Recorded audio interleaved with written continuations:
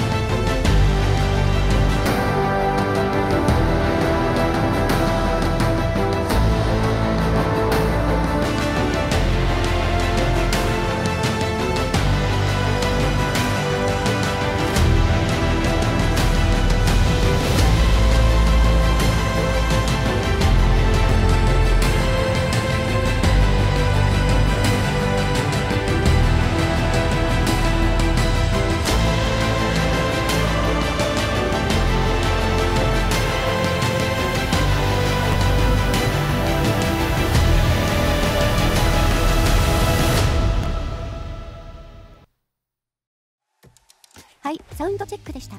ZS10 Pro 2の0000セッティングで低域が軽く聞こえたのははっきり分かったと思います。低域が軽くなった分、中高域から高域が聞こえやすくなるので、低域だけの調整とはいえ、その効果は全体の聞こえ方に作用しますね。今聞いていただいた2つの間に、あと2段階、低域をスイッチで調整できるので、中高域から高域重視の方には、自分に合ったバランスが見つけやすいんじゃないでしょうか。うちの答えでは効果感じられなかったけど、スイッチ4で広域を抑えられるようだから、セッティングバリエーションがさらに広がるよね。そうだね。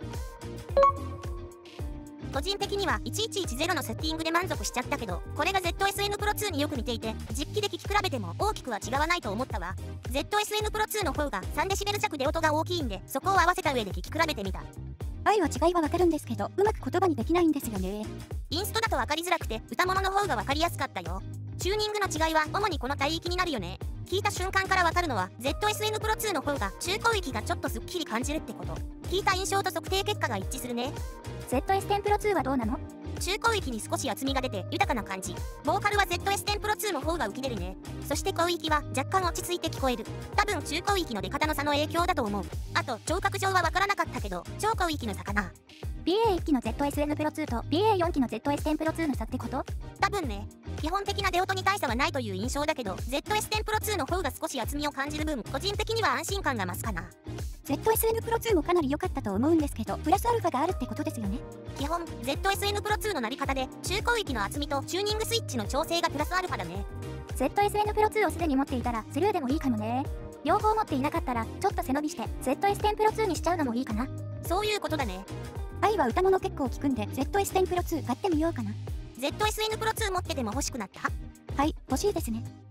いいと思うよ。ということで 1DD プラス 4DA チューニングスイッチ付きの ZS10 Pro 2のレビューでした。ではまた次の動画で。ご視聴ありがとうございました。MD ジャックチャンネルはイヤホンレビューを音と波形た言葉で表現します。チャンネル登録お願いします。